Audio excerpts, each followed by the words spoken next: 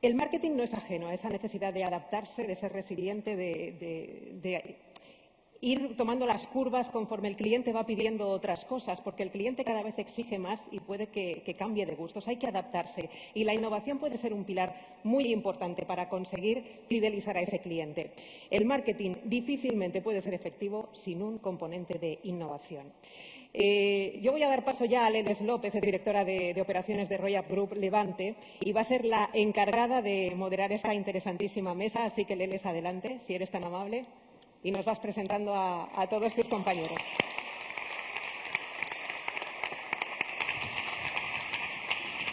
Muchas gracias.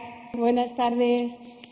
Bueno, un placer estar con vosotros esta tarde aquí. Vamos a hablar de cosas súper interesantes, espero. Desde luego, vengo acompañada de 3 profesionales de sectores súper apasionantes. Paco Valiente, que es CMO de Hof Brands, Isabel, que es responsable de marketing digital de Ibirma, y Alex, que es el responsable director de marketing de Cárnicas Serrano. Bien, he visto una cosa a la entrada de Valencia y ya me he liado, Alex, disculpa.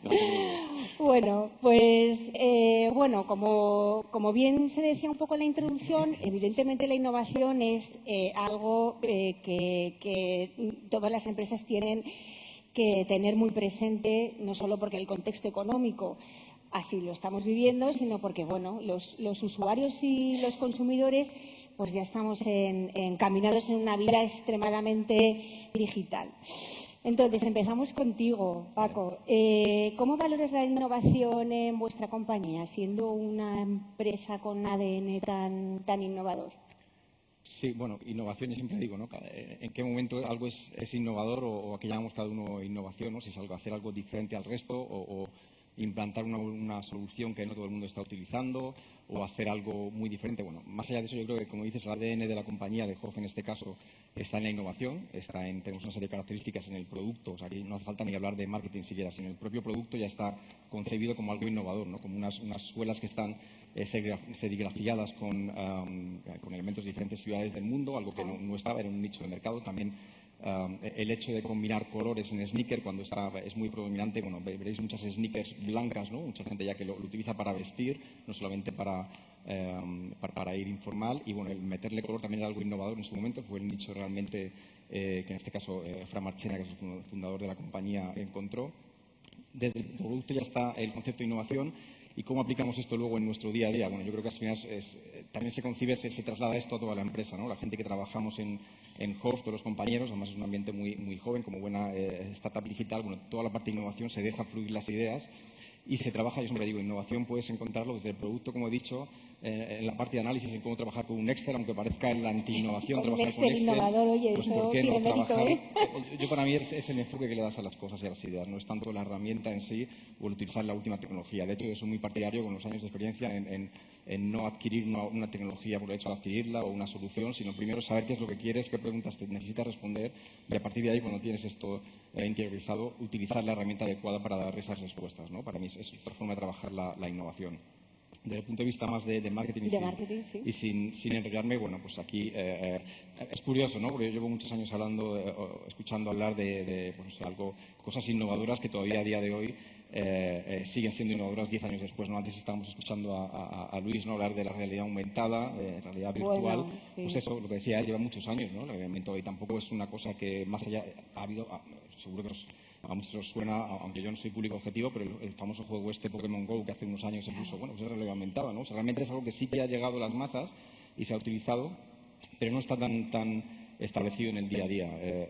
Hay aplicaciones en el sector de calzado y de la moda en el que tú puedes, pues estás en la web, ves un modelo, puedes con el móvil escanear el código QR y verte en ese momento, parece que llevas la zapatilla, ¿no? O el zapato puesto. Es una aplicación de la realidad aumentada que lleva ahí muchos años. Yo recuerdo cuando empecé en Inditex, en Tempe, también hace más de 10 años, y ya también había este tipo de soluciones, ¿no? ¿Ah, sí? Y sin embargo, sí. Yo lo he visto en muebles, pero no lo había visto ir en gafas. Pues lleva muchos años, ¿no? Comentaba antes Luis, lleva muchos años y todavía hoy nos parece innovador. Por eso yo me cuestiono muchas veces qué es lo innovador, ¿no? Porque es como, bueno, algo que llevamos muchos años, Pero bueno, más allá de eso, creo que este tipo de... al final es como apliques esa innovación, ¿no? Y si eso te sirve para ver en el momento y derribar ciertas barreras a la hora de la conversión, de oye, me va a quedar bien, me va a combinar con mi estilo, ¿no? El tema de las tallas es muy importante en el sector calzado, sector moda. Bueno, pues yo creo que la innovación para mí está en saber utilizar todas estas últimas tecnologías o herramientas en algo aplicable realmente y que dé un valor, ¿no? No el innovar por innovar, que creo que está bien para investigación y demás.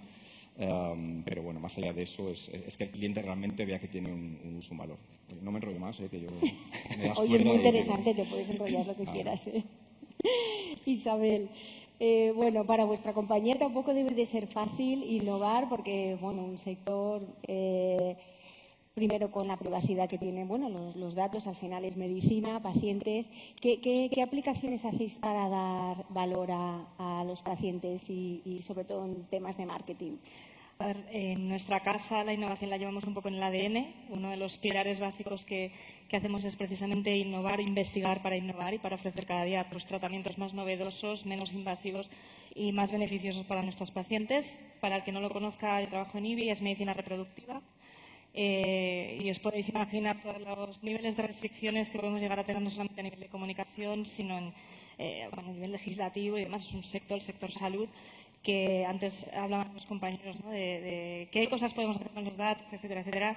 Pues la verdad es que nos rompemos un poco la cabeza para innovar en ese uso que podemos hacer de todas las herramientas que tenemos en la casa sin saltarnos toda esa legalidad y todos esos procesos que la medicina nos requiere, ¿no?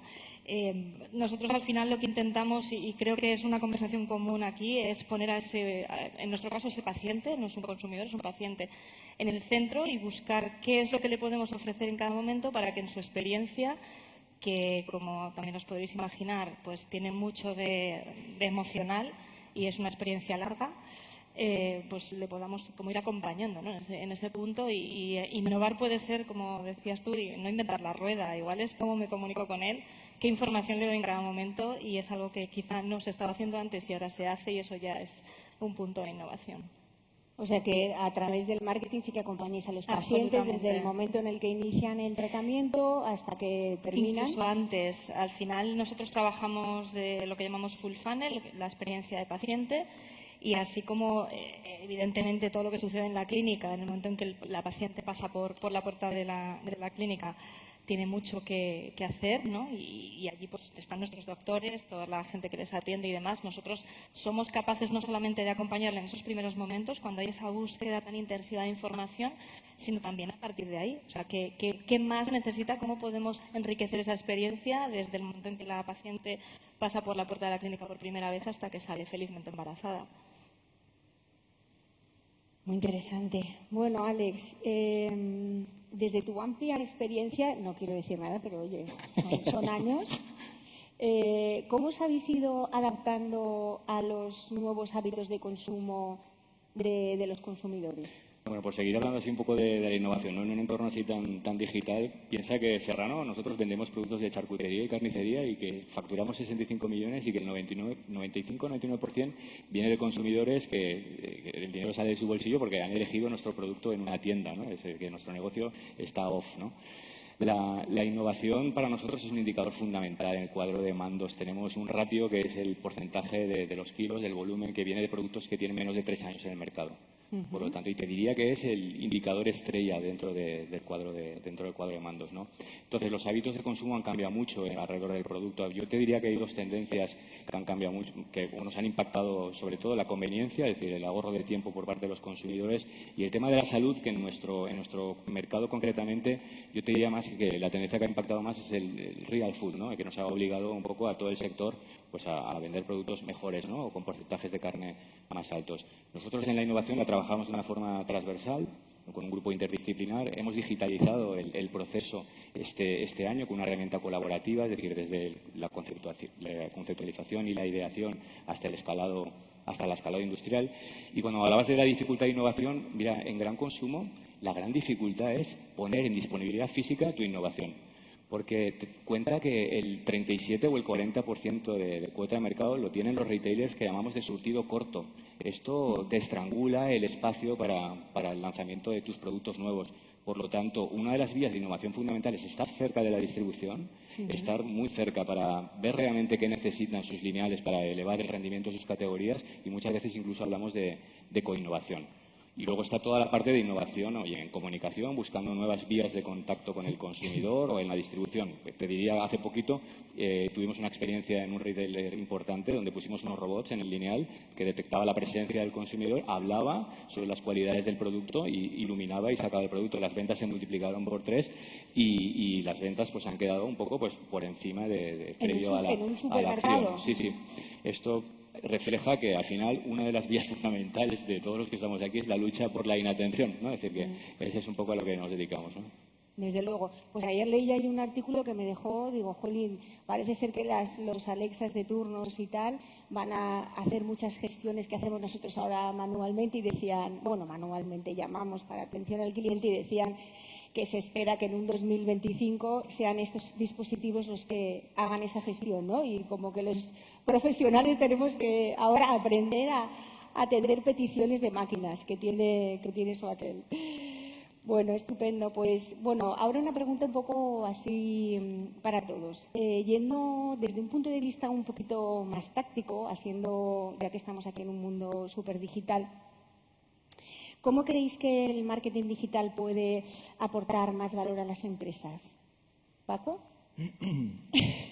No, bueno, a ver, claramente para mí es la capacidad que tiene el marketing digital de ofrecer datos a la empresa. Datos no solo tuyos propios, ¿no? Antes también había referencias a esto, no solo tuyos propios, que ni siquiera todas las empresas están o estamos utilizando con todo el potencial que tienen, ¿no? El dato de tu propio cliente, sino todos esos datos externos, las diferentes redes. Para mí es eso, ¿no? El valor que aporta el marketing digital es, bueno, son dos cosas. Por un lado, la cantidad de datos que podemos aportar, y por otro, que está intrínsecamente ligado, es la capacidad de trazabilidad y de análisis que te permiten estos datos, ¿no? Creo que es el único, por eso ha crecido tanto, ¿no? En comparación con el marketing tradicional, entre comillas, aunque no me gusta llamarlo así, la capacidad que tiene el marketing digital de explicarte las cosas, de poder tomar decisiones, analizar el por qué han pasado, te lo dan los datos. Y ese porqué de las cosas para mí es lo fundamental, ¿no? Al final, insisto, ¿no? En el caso de Hof, que es una marca nativa digital que empezó digitalmente como canal exclusivo de venta, no solo como canal de venta exclusivo, sino como canal de darse a conocer, ¿no? Que es importante realmente. De hecho, antes hablábamos de la publicidad digital, a mí también me molestan los banners. Bueno, a mí me molestan si son irrelevantes. Si es relevante, yo estoy encantado de que me impacten y tal, y en su justa medida.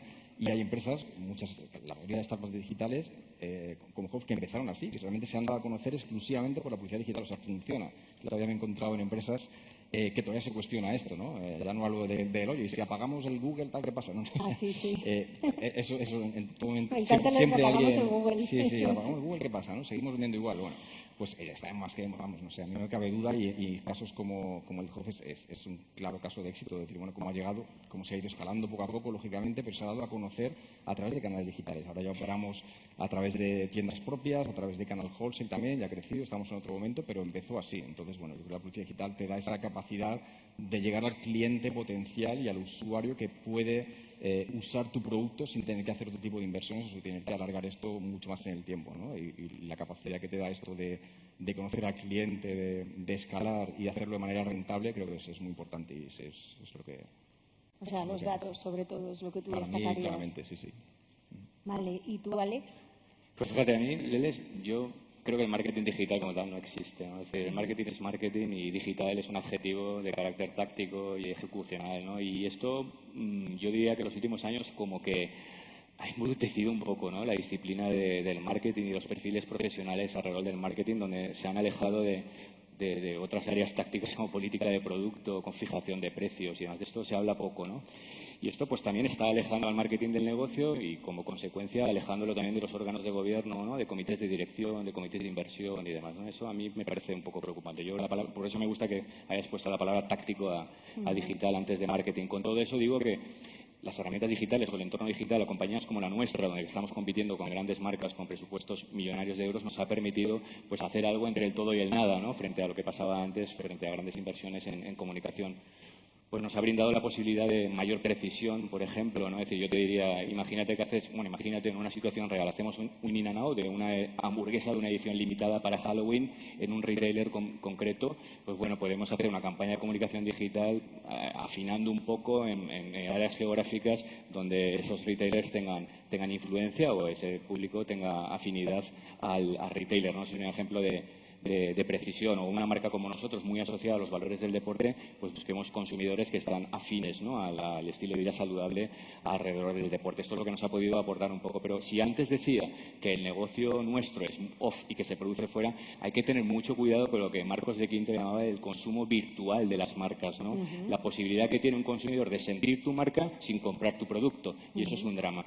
Eso es un drama especialmente en las marcas de gran consumo. Y esto sucede en ocasiones. Sí, tú lo tienes identificado, o sea, ¿crees Bueno, que...? ten en cuenta que nosotros la comunicación dentro del entorno digital, la finalidad es la misma con la que utilizamos cualquier tipo de comunicación, ¿no? Es decir, que contribuya a la construcción de disponibilidad mental de un consumidor. La disponibilidad mental es la propensión a que tu marca sea tenida en cuenta en una situación de compra. Y es así de sencillo. Sí, es estar en esa whitelist, ¿no? De, al final, aparecer. Muy bien. ¿Y tú, Isabel? ¿Lo ves como algo más táctico, me sumo al discurso, en realidad. En realidad tiene un poco de cada, por lo menos desde la perspectiva de donde trabajo yo. Parece que viene a hablar de mi libro, pero no. Y al final dices, me permite, en un entorno en el que vamos al nicho del nicho del nicho, no somos una marca ni mucho menos masiva, nos permite llegar a esa persona que seguramente está buscando o que está más cercana al proceso de decisión de compra o de adquisición de un servicio como el nuestro, sin tener que matar moscas a cañonazos. Los medios tradicionales nos dan mucha visibilidad y aunque estoy de acuerdo contigo que marketing es marketing, digital no deja de ser una forma de ejecutarlo, una forma de llegar a determinadas personas. A nosotros lo que nos permite ser muy precisos.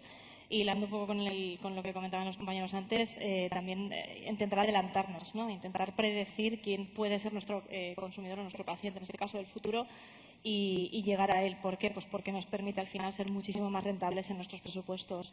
Si sabemos cuánto podemos destinar para captar un futurible paciente de unas determinadas características que sabemos que tiene una propensión a la conversión mucho mayor, evidentemente ahí es donde nosotros nos acercamos al negocio. Claro. Y donde podemos tener una discusión mucho más cercana con los comités de dirección y con un discurso mucho más de rentabilidad, sin dejar de un lado lo que os estaba comentando antes de la experiencia.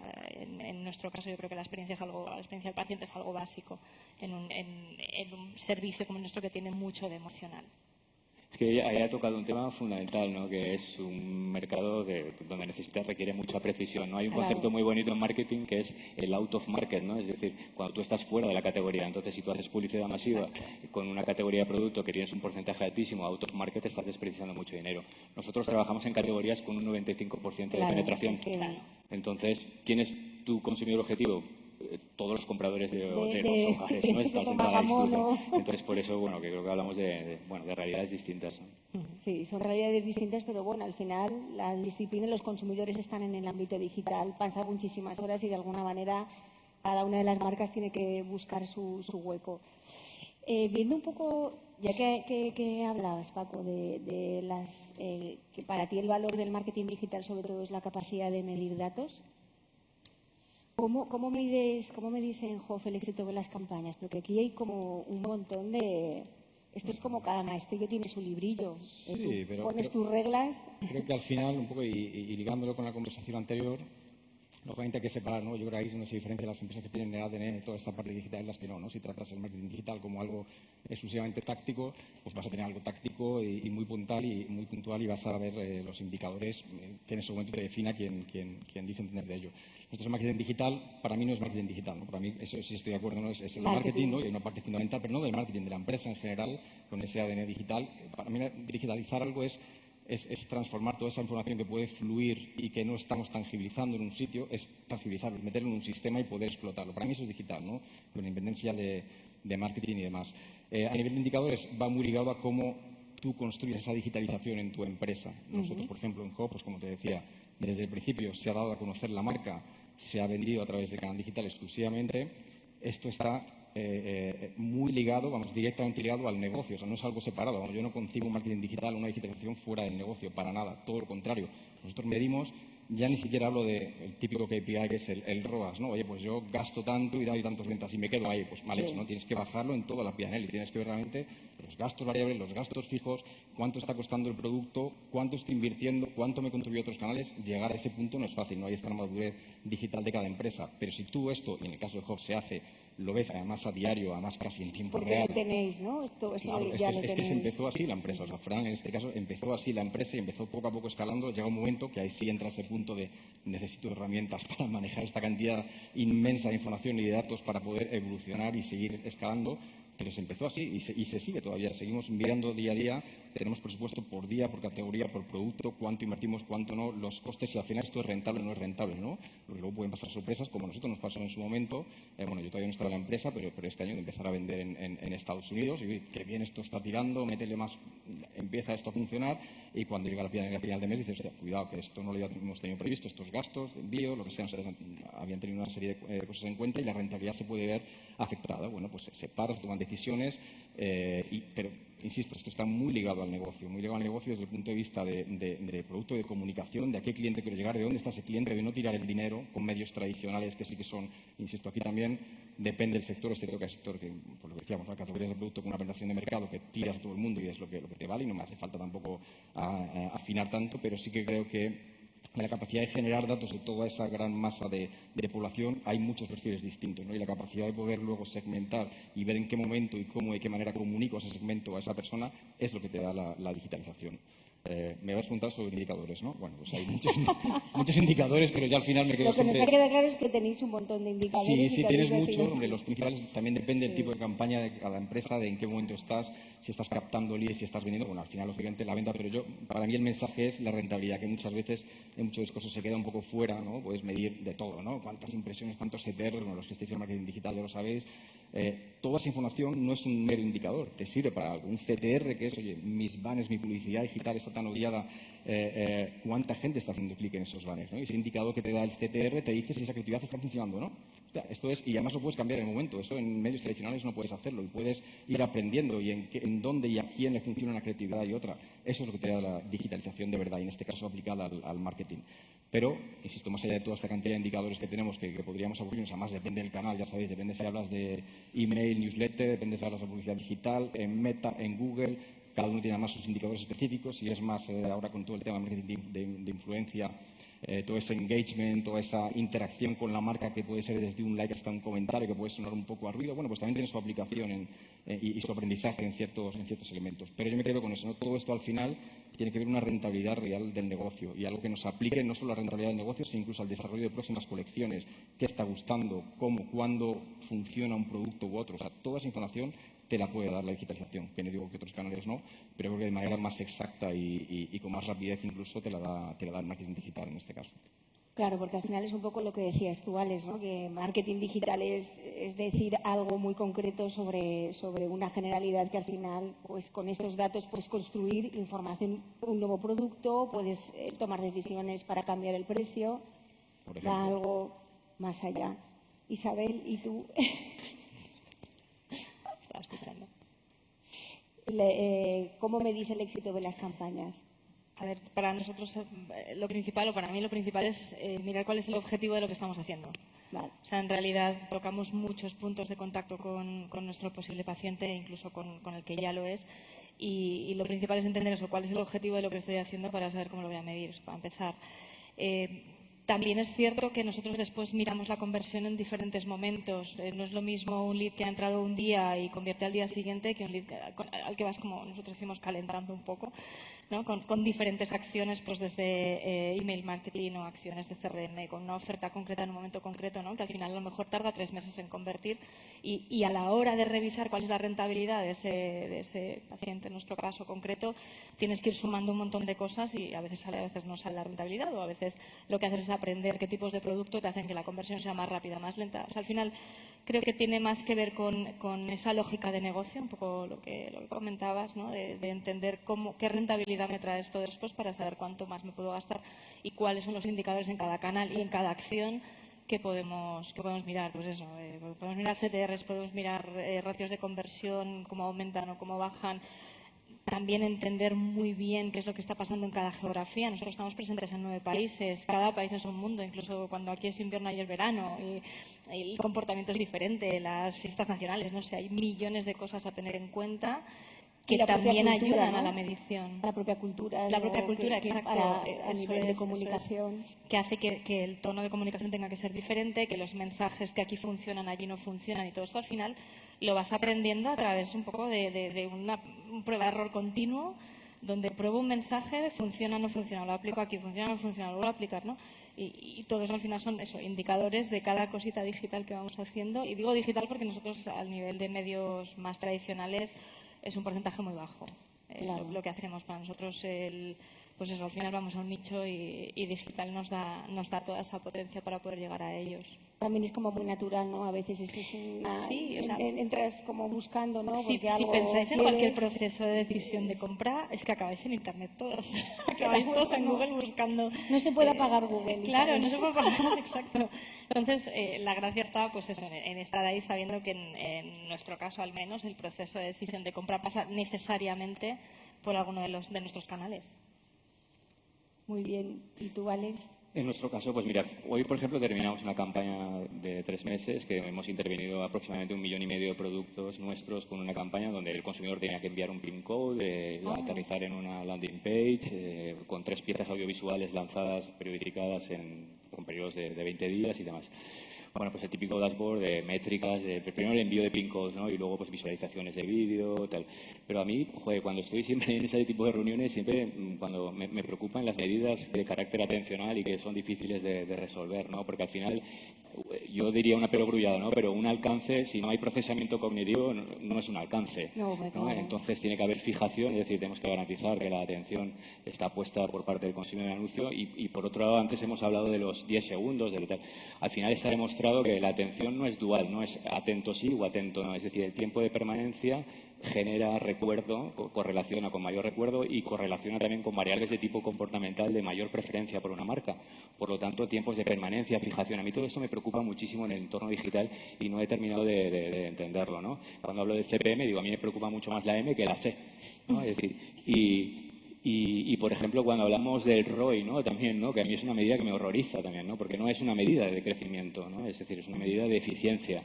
Pero las marcas que se orientan al ROI tienen el efecto perverso de hacerse pequeñas, ¿no? Porque las marcas crecen sobre todo por conquistar consumidores ocasionales. Pero esto pasa en los mercados de baja implicación como el mío y los de alta implicación.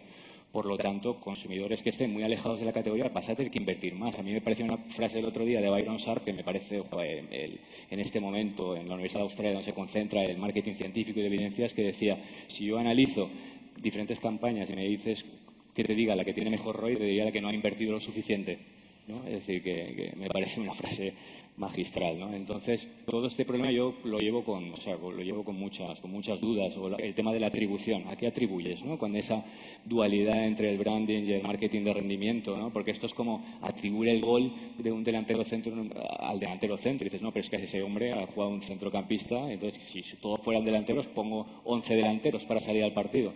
Entonces, todo esto a mí me genera muchas dudas en las que no tengo solución y medidas atencionales, atribuciones y demás, todo esto es un...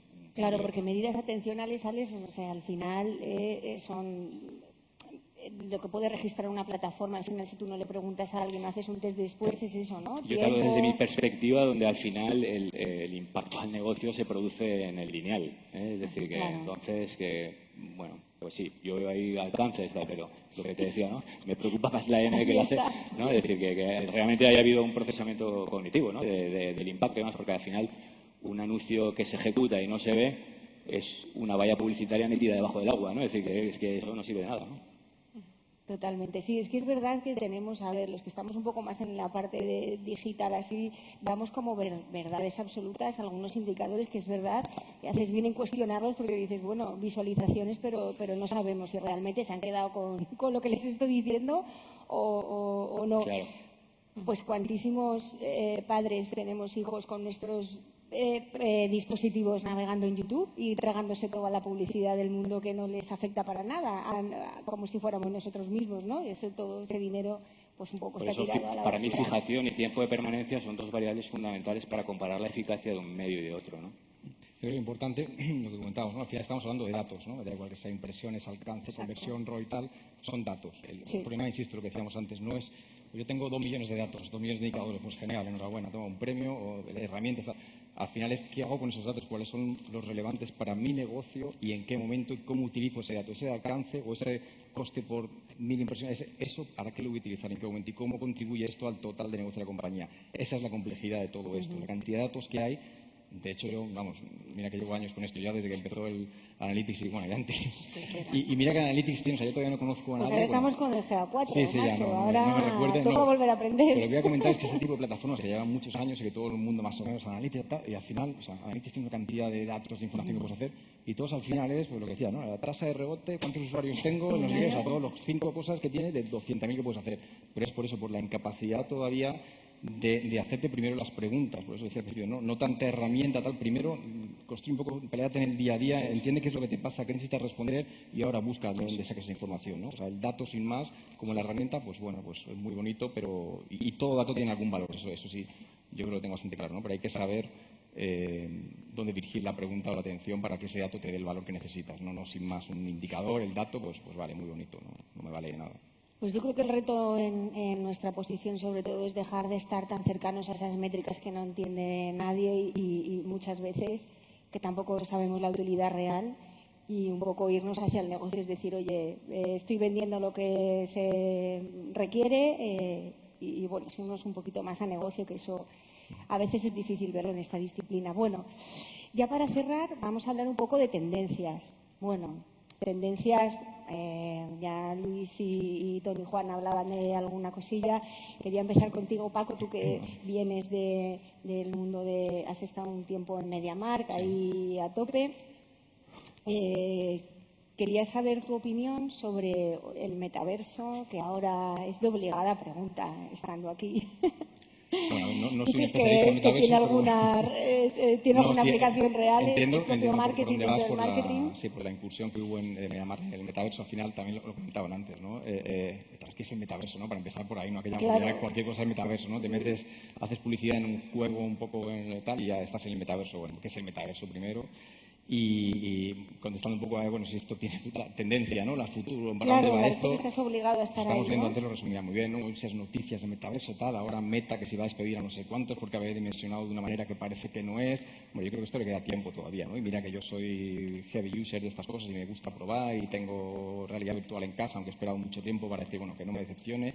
Y realmente las posibilidades están ahí. Yo creo que le queda un poco de tiempo. Yo le veo mucho a todo este tema de metaverso. Para mí, metaverso, cuando me hablan de metaverso, yo imagino la película esta Ready Player One. Es decir, yo todo lo que no sea eso, para mí no es, ¿sabes? O sea, es algo, no es, me meto en un juego y bueno, y hablo con otro y chateo. Esto lleva ya, como decíamos, ¿no? Claro, un montón de años. Second Life y antes Sí, ya sí, había sí. un montón de plataformas de este tipo. Entonces, bueno, yo me imagino algo serio, ¿no? Algo muy avanzado que digas, es que realmente es una realidad paralela en la que puedo, y ya hay mucha gente, ¿no? que está ahí metida. Yo creo que tiene a corto o medio plazo mucha aplicación en la educación. Creo que muchas veces lo ligamos mucho al tema de juegos todavía o ocio y demás. Yo creo que tiene un recorrido bastante importante en todo el tema de la educación y todo lo que es también a nivel profesional. Las videollamadas que hacemos hoy todos, pues el poder hacer esto. Lo que pasa, claro, no me imagino a todo el mundo con un casco, ¿no? en la sala y tal. Esas son las cositas que todavía faltan por pulir, ¿no? Pequeños detalles, pero sí que tiene aplicaciones. Yo le veo recorrido a medio largo plazo y creo que de una manera o de otra. Y bueno, y los que tenemos hijos, y aunque en mi caso muy pequeños, pero bueno, yo creo que esto va a ser algo que, pues como nos pasaba a nosotros hace años con otro tipo de tecnología, ¿no? Que al final, primero era raro el que llevaba un móvil así, que es normal que sea raro, y hoy, Sí. pues, Oye, que fíjate, ¿no? antes yo me acuerdo que tenía un móvil ahí más jovencita y tal, porque mi en aquel entonces novio trabajaba en Airtel y me regaló uno y era como de horteras. Me decía, ¿pero qué haces con un móvil en la playa? Digo, pues por si me llaman.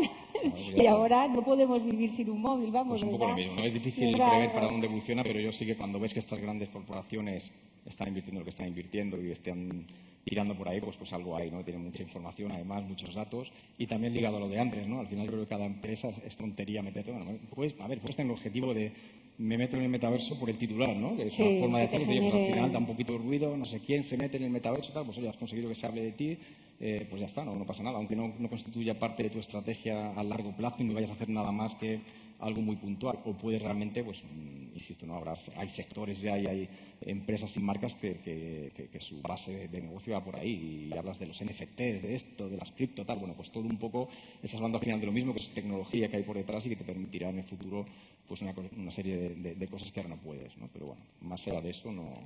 No, Como por experto en ahora- metaversos, no, todavía no. Muy bien. Isabel, otra gran, bueno, digo tendencia, pero esto viene de muy largo. El tema del Big Data me interesa mucho porque en tu caso, que es, como hablábamos, ¿no? Es una empresa de un sector nichos, es decir, no diferente, tienes sí. grandes volúmenes, pues vale, igual puede tener un montón de gente que consuma sus productos, pero en tu caso no. ¿Cómo aplicáis este tipo de herramientas? O sea, ¿lo veis realista? ¿Estáis haciendo, Sí. implementando técnicas? Absolutamente, y de hecho creo que más que tendencia es algo que ya venimos como arrastrando, ¿no? Desde hace un montón de tiempo. Yo antes que hablar de Big Data me gusta más hablar de Smart Data, tengo un montón de datos que hago con ellos, qué objetivo quiero cumplir con ellos, ¿no? Y creo que se une a otra tendencia, que esto sí nos va a llegar a todos tarde o temprano, que es todo el tema de la e-privacy, que al final la filosofía o el titular grande es que lo que pretende es darle más poder al usuario sobre sus propios datos, lo cual a los anunciantes nos trastoca un poco el tema, porque ahí donde podíamos hacer un marketing un poco más de bombardeo, si me permitís la expresión, realmente vamos a tener que afinar mucho más. Entender muy bien con qué objetivo vamos a querer utilizar esos datos de primera parte o de tercera parte y pues eso, afinar muchísimo más nuestras acciones. Nosotros sí lo estamos haciendo, lo utilizamos en diferentes aplicaciones, no solamente en lo que puede ser marketing, desde pues, la gestión de toda nuestra base de datos y cómo hacemos esos modelos predictivos de captación, ¿no? Sino también cómo utilizamos toda esa data que producimos a lo largo de las diferentes investigaciones médicas para mejorar. O sea, al final, los datos tienen muchísimas aplicaciones. Antes hablábamos de innovación y creo que en nuestro caso, no por presumir, creo que tenemos esa aplicación en muchas cosas. Los estudios científicos al final se basan en tener una recopilación de datos grande y utilizarlos en esa medida.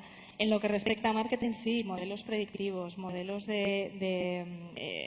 bueno, utilizamos inteligencia artificial para predecir un poco cuál va a ser el lifetime value de nuestro paciente y, por lo tanto, pues hacer unas inversiones acorde. Y todo eso son datos. Por eso me gusta más hablar de Smart Data, porque no es que tengamos unos volúmenes inmensos por el tipo de negocio que somos, Pero sino que el suficiente volumen como para trabajarlos. utilizarlo de una forma que nos permita hacer nuestro crecimiento de una manera más sostenible y seguramente pues eso más alta, ¿no? más grande. Muy bien. Y ya para terminar, Alex, ¿nos das algunas claves para este 2023 que viene a nivel de marketing? Te lo he puesto fácil, ¿eh? No, bueno, yo te puedo decir un poco. Momento gurú, así. Hace poquito presenté el plan de marketing, ¿no? Y, bueno, 4 ideas fundamentales. Una, que con el tema de política de precios se están rompiendo muchas cuerdas en muchas marcas con la distribución. Va a haber grandes oportunidades de ocupar espacios y, por lo tanto, en nuestro mercado, en el gran consumo, conseguir disponibilidad física va a haber más oportunidades, ¿no? Y para esto la utilización del Big Data, por ejemplo, en nuestro caso es fundamental.